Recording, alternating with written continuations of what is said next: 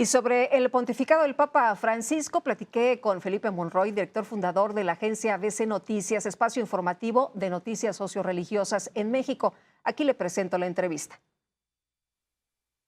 Oye, sí fue sorpresivo, ¿no? Porque pensábamos que el Papa estaba mucho mejor después del tiempo que estuvo en el hospital, pero tú lo conocías bien, tú viajaste con él en distintos vuelos, en varias visitas, y sabíamos que era un hombre muy trabajador y que aunque estuviera enfermo, bueno, pues él trataba de seguir adelante. Cuéntanos.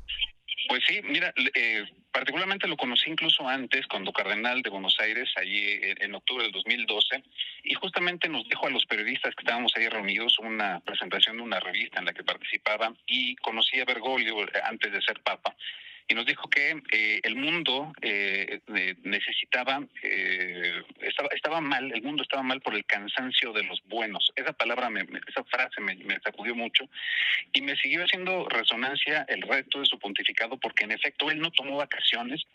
Como ustedes recordarán, el Papa Juan Pablo II solía, al menos una vez al año, ir a Castel Gandolfo a descansar un poco, a liberarse un poquito de todas las responsabilidades pontificias, obviamente viviendo la espiritualidad, la oración, el recogimiento, pero no las actividades de recibir a diferentes dignatarios, obviamente reunirse con grupos, presidir celebraciones, etcétera.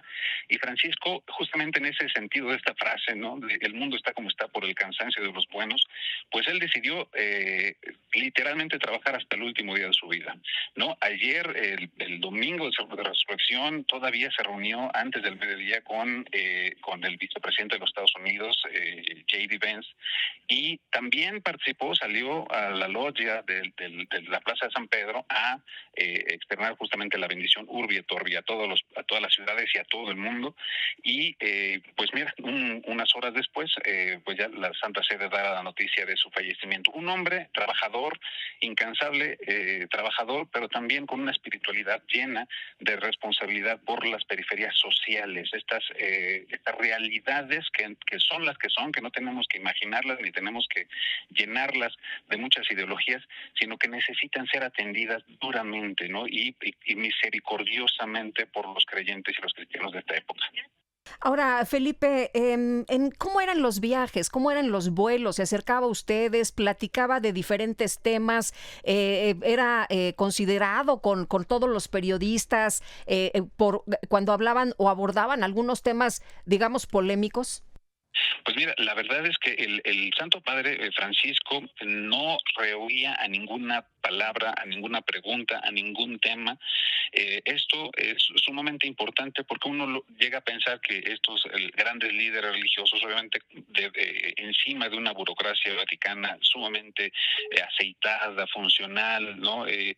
Podría no estarse tan cercano a las inquietudes más, digamos, mundanas de la sociedad, incluso de los periodistas, pero no, él hablaba con todos, se acercaba con todos, recibía las cosas más sencillas del mundo con una simpleza casi infantil, ¿no? Es decir, la gente se acercaba no solamente con sus problemas, sino también con sus alegrías, y él las recibía todas como si fueran nuevas, ¿no? Y esta parte es, creo que, muy importante, porque en un mundo en el que estamos demasiado seguros de nuestras inteligencias, de nuestras certezas, de nuestras fortalezas, de que los cambios tecnológicos pues nos ayudan a ser casi superhombres o supermujeres, pues el Papa Francisco proponía otra cosa, ¿no? Y saludaba justamente con esa sencillez, humanidad, debilidad, que al final de cuentas es una fortaleza para la propia humanidad, ¿no? Para la propia sociedad cultural en la que estamos viviendo, y que nos reclama justamente es el encuentro, el contacto, el tacto, el encuentro con la carne herida de los demás.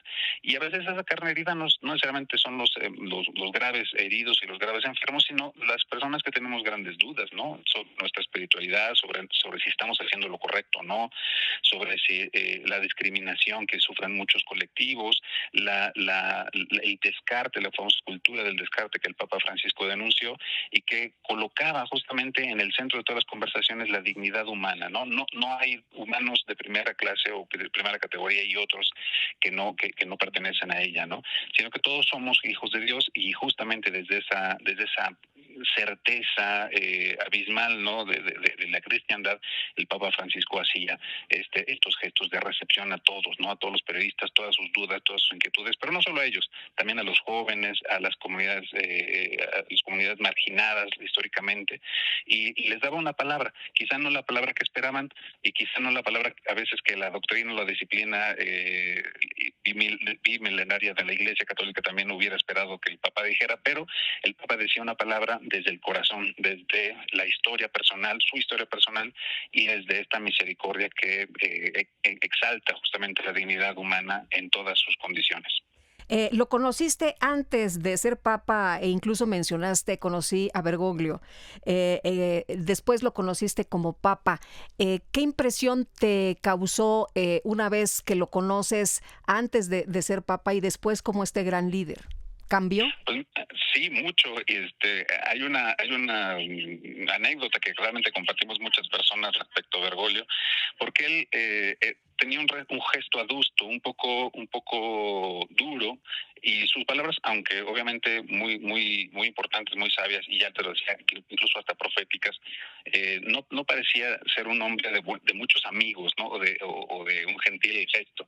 Y sin embargo, cuando llega el pontificado, pues lo vemos sonreír, lo vemos con esta simpleza, con estos gestos que igual ya mucha gente no se acuerda, pero esos gestos de simpleza, de sencillez que no se esperarían de un máximo jerarca de la Iglesia Católica, en donde él acudía a pagar sus cuentas, ¿no? Su cuenta de la Casa Santa Marta, donde se alojó como cardenal, y él mismo bajó a decir, yo quiero pagar mi cuenta. También salió del Vaticano para buscar sus anteojos, mantuvo el calzado que necesitaba sin buscar estas zapatillas tradicionales del pontífice.